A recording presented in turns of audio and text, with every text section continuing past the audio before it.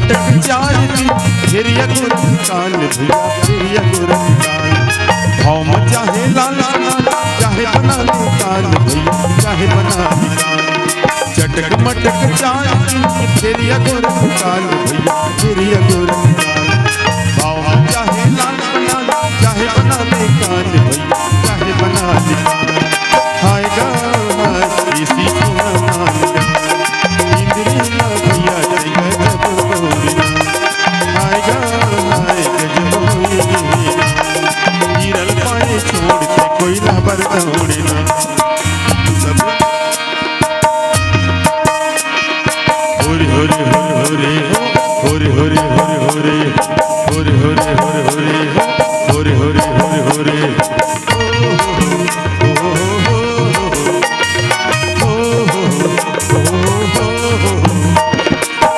सबरी गीत अहिल्या ना तारे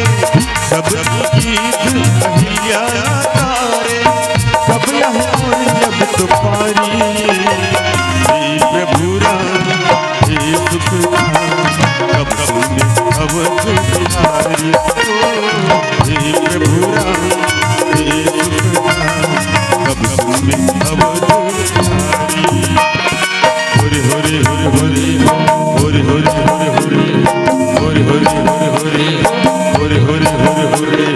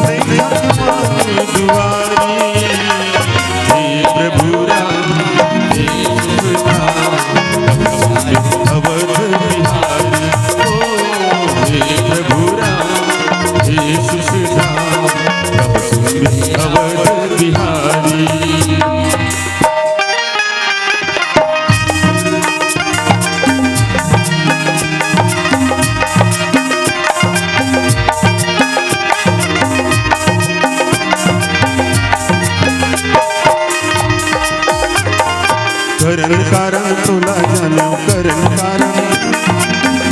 कारण तुला जानो करण कारण छोड़ के सभी जहाँ जगह पाऊंगा नहीं हमर सही धारा छोड़ के सभी जहाँ जगह पाऊंगा नहीं हमर सही धारा करण कारण तुला जानो करण कारण तुला जानो करण कारण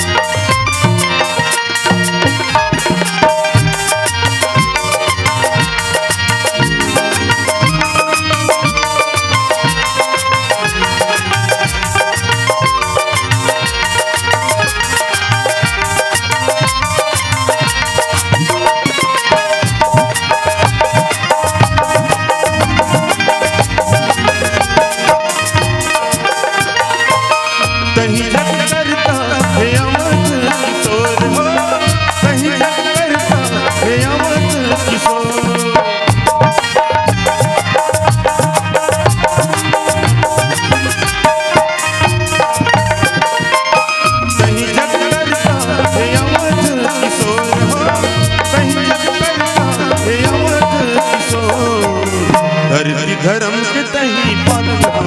आत्मा धरे धनुषधारा धर्म के तही पालन आत्मा धरे धनुषधारा करण कारण तुला जानो करण कारण तुला जानो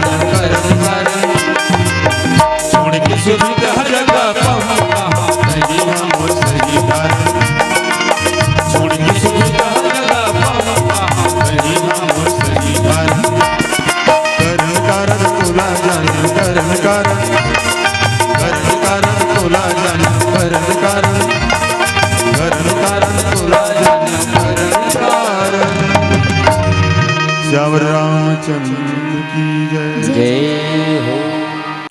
अगर आपको हमारा ये वीडियो पसंद आया हो तो लाइक, कमेंट और सब्सक्राइब ज़रूर कीजिए।